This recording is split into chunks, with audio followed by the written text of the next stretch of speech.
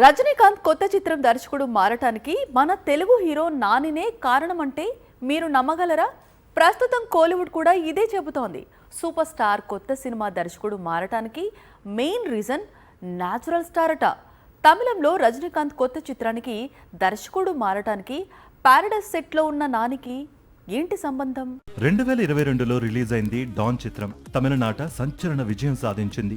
సరాసరి 100 కోట్లు రాబట్టింది. దీంతో డాన్ డైరెక్టర్ సిబి చక్రవర్తితో వర్క్ చేసేందుకు చాలా మంది హీరోలు పోటీ పడ్డారు. ఇందులో తెలుగు హీరో నాని కూడా ఉన్నాడు. నిజానికి నాని కోసమే కొన్నేళ్లుగా కథను రెడీ చేస్తూ వచ్చాడు సిబి. కానీ నాని ఇతర ప్రాజెక్టులలో బిజీ కావడంతో ప్రాజెక్ట్ ఆలస్యం అవుతూ వచ్చింది. ఇంతలో రజనీకాంత్ నుంచి పిలుపు రావడంతో కథను నెరేట్ చేసేందుకు వెళ్లాడు సిబి.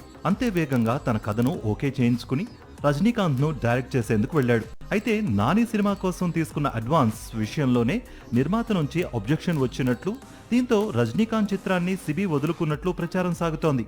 ఈ రూమర్ లో ఎంతవరకు నిజం ఉందో తెలియదు, కానీ కాలీవుడ్ లో మరో గాసిప్ కూడా షికార్లు చేస్తోంది. సిబి రాసిన కథలో రజనీ సూచించిన మార్పులు చేర్పుల వల్లే అతను ప్రాజెక్ట్ నుంచి బయటకు వచ్చాడు అంటున్నారు.